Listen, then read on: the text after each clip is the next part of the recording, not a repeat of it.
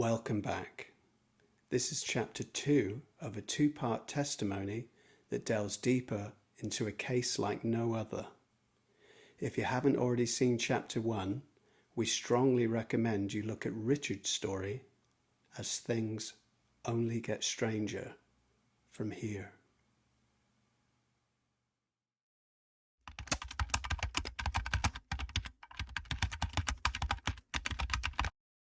Then he walked to the counter, handed me a record and said, "I'll buy this." As I turned round to get the bag, a book hit me on the back of the head. Yeah. At this point, I just ran up the front of the shop. Don't think I took the money off him. As I ran up the shop, like Sarah said, I just looked transparent. Do you know what I mean?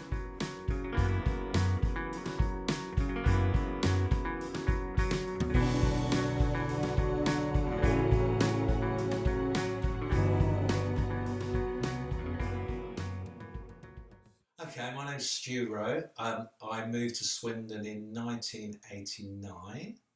So I've been here, 36 years, and done various music-related things. But the first thing I did when I came to Swindon, I opened a second-hand record shop in a shop called the Rockin' Emporium, which was at the bottom of Victoria Hill. Best shop in Swindon.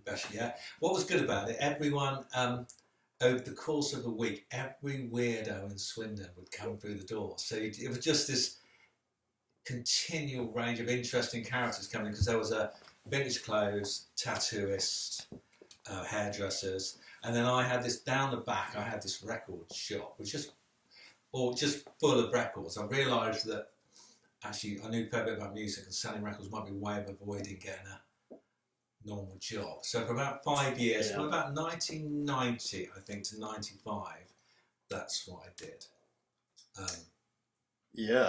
I remember coming down to that shop. I spent a lot of time there. You were a regular customer. Used to buy records. Used to get my hair cut there, buy 501s, things like that. Was that the Band of Gypsies time?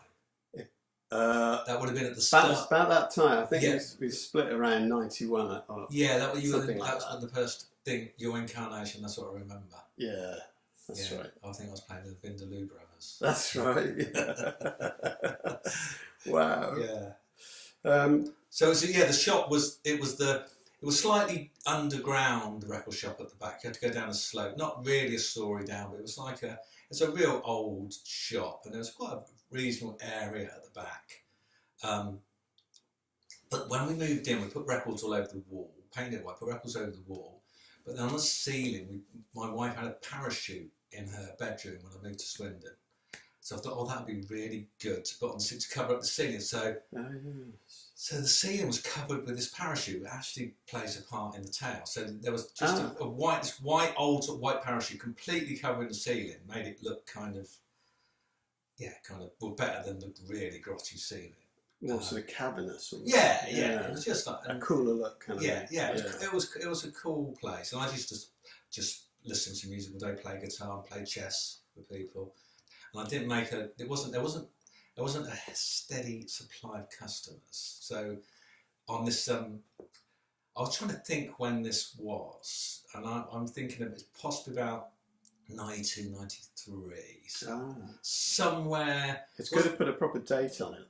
Yeah, I'm thinking it's about because my son was born in 1991. My daughter was born in 93. I reckon I can remember swearing on my kid's life it's happened. So maybe 93, 90. But I'm thinking, 93ish. I'll put that as a right. I think it was definitely a midweek. There was a girl at the top of the shop. So we had different areas. A girl at the top of the shop called Sarah Thompson. So she may remember it. She was 16, 17 at the time. And I was down the back. And then this guy wandered in. It was in the morning. I was pricing up records. This guy wandered in, and he said, "You got any records by Wanda Jackson?" Which I knew I didn't, but I figured if I could get him to, there was always a faint chance he might buy something else. So I pointed him to the rock and roll section and the country section, because she could have been in. I think she was a late 50s, early 60s kind of country rock and roll. Right. So, yeah. So anyway, so he's like looking. Yes, it was fairly big, but a lot bigger than this room. About sort of 10 feet away over there, going with his back to me. Yeah. Going through this rack, and I'm sort of pricing up records over here, and I start to hear these little pings of stuff, like sort of things landing, like just a little like. And I started looking around the shop, and there were bits of metal from the record stands. Every now and then, something would hit them. I'd look up. I found these little bits of concrete all over the floor, tiny little bits of concrete. So I looked up at this. Where are these? How can these be landing on the floor? So we're obviously landing somewhere. He had to guide his back to me. This is what I, went over and over again. How could he have done this if he did? Yeah. Because the parachute was on the ceiling, this is where relevant. There's absolutely no way it could have come from the ceiling. No, but I actually went out of the shop, out the front door of the shop, round, knocked on the. There's a flat above, and I knocked on the door and said, "You got any building? You do any building work or anything down there? Because we're getting these bits of concrete." No, so anyway, I went down. I was a little bit perplexed. I remember the sort of thing saying, "I don't know what's going on. This is really weird." And then a cassette flew out of the rack and landed on the floor. Just jumped out and landed on the floor, and then a vinyl record, a 7-inch record, shot across the room and hit the wall on the far side of the wall. I just couldn't work out what was going on. Then he walked to the counter, handed me a record and said, "I'll buy this." As I turned round to get the bag, a book hit me on the back of the head. Yeah. At this point, I just ran up the front of the shop. Don't think I took the money off him. As I ran up the shop, like Sarah said, I just looked transparent. Do you know what I mean? I'd just gone so white. And as I was sitting in a chair like this, he came out the shop and he just followed me out. He just looked at me and said, "Someone's playing tricks on you, mate," and just went out. It just went out. So I was just left in the shop, kind of just. So shaking. The book. Was the final. Yeah, I couldn't work out. It was like the laws of physics were just kind of when I've told the story, I grew up on a farm.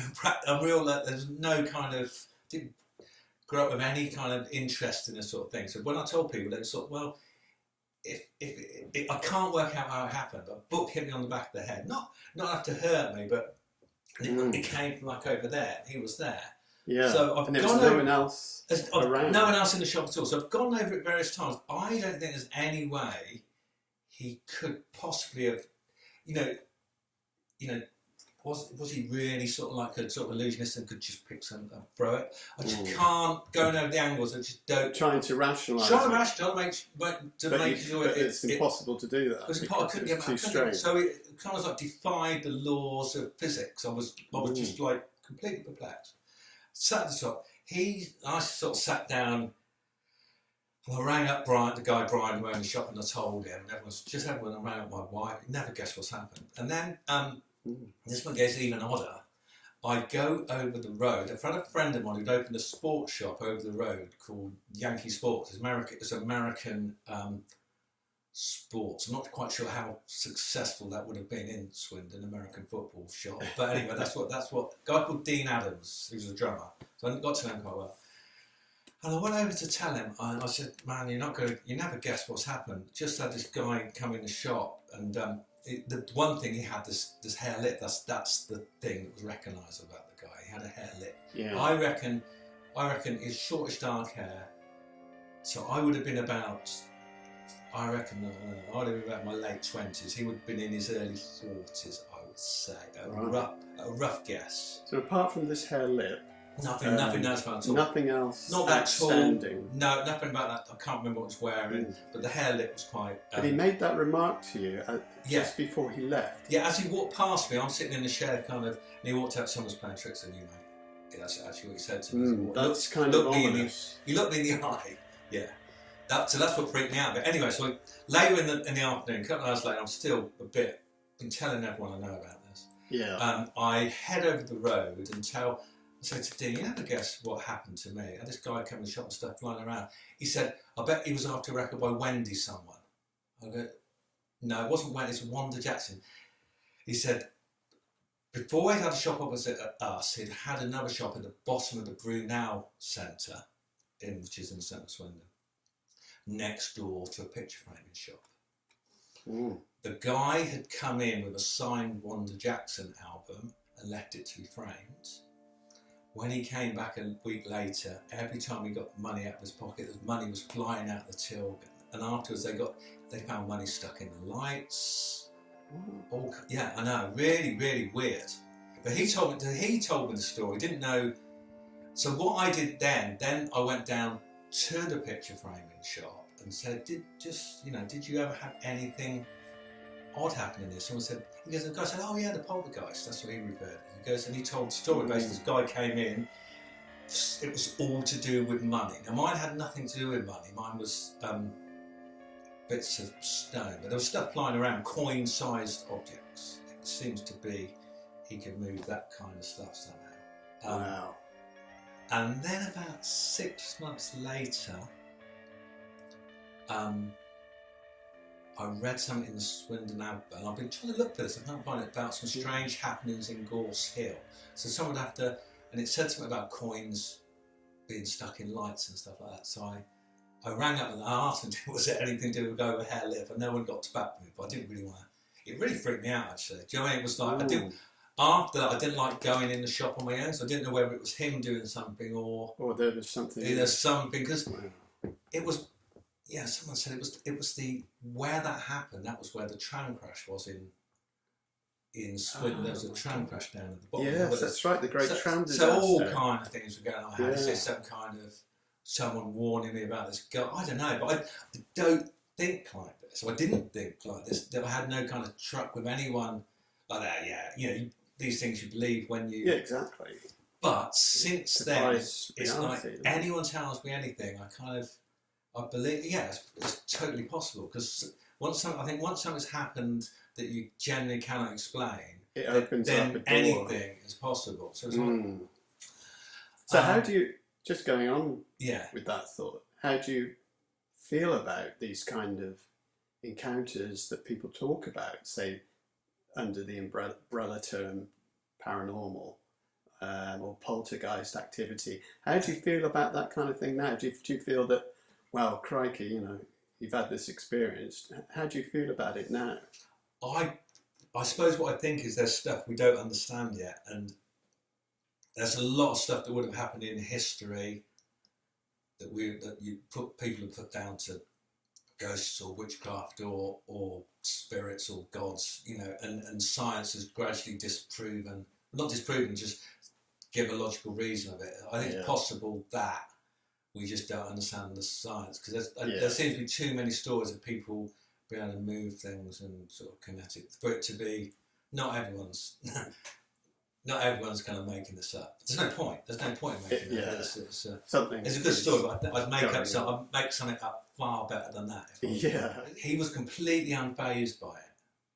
That's one thing I do remember. Which makes you think, perhaps, he's totally aware of what's going on. But because of that remark, also. Yeah, it was slightly sin, but it's almost like he was having fun with me a little bit, I felt. Do you know what I mean? I think he was like, I can freak people, I can do this.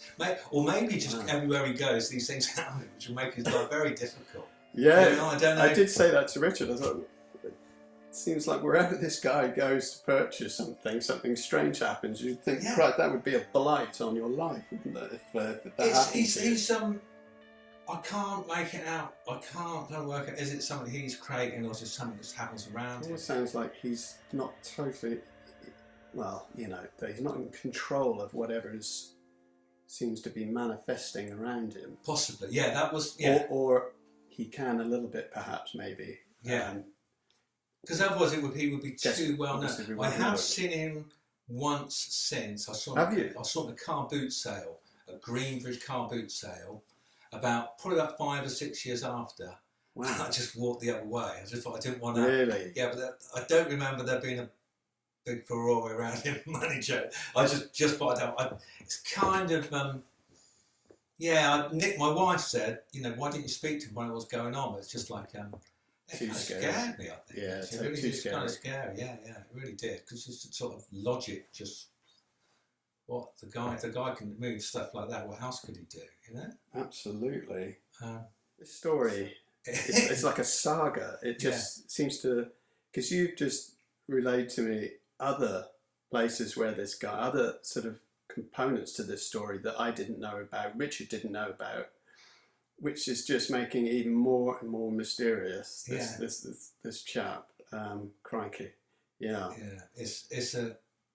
I can't see how I'll ever work it out unless the guy appears somehow and he's on a TV program or something else, or maybe he was just a really, really, really good illusionist. Do you know what I mean? He would really, really. Magicians can do crazy things, but I've just gone over and over in my head. I can't possibly see how the angles would have worked out. Yeah, an accomplice or something, but it was just him and me in there. And it's happened in these other places, and so they could not. The coins were like flying out the till, and I think they said that in the lights of the picture frame shop afterwards, they had those long kind of strip lights. Yeah. With, this is what Richard said. They were actually inside. So how could it have got inside as well? Yeah. I mean, it's just. Yeah. It seems really odd talking about it. It seems insane, but it happened. And there must be other people. It can't just have happened to me and Richard and this guy in the picture framing shop. That's too much of a coincidence. I'm going to see if I can go on the hunt for other people, I think, see if I can find any more information. Yeah. From shop owners. Because he must be from Swindon, because I've seen him around as well. He must be in Swindon. He collects Wanda Jackson records. We know that. That's about it. He likes country music. Yeah. I hesitate it was traumatic, but something that shocking and memorable would probably just get. Yeah, you'll never forget it. No. I'll be telling the story. It's a great story. I tell students at college when I turn the lights off to turn because it's really freaked some people out. Yeah. It's absolutely amazing. It's an amazing story. Really intriguing. It's good. Well, thanks so much, Stu. Pleasure. Really appreciate you coming in and telling your story. Yeah. And thanks a lot. Cheers. Thank you.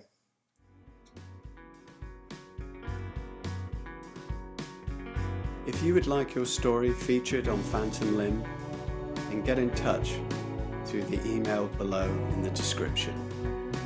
Don't forget to like and subscribe as well.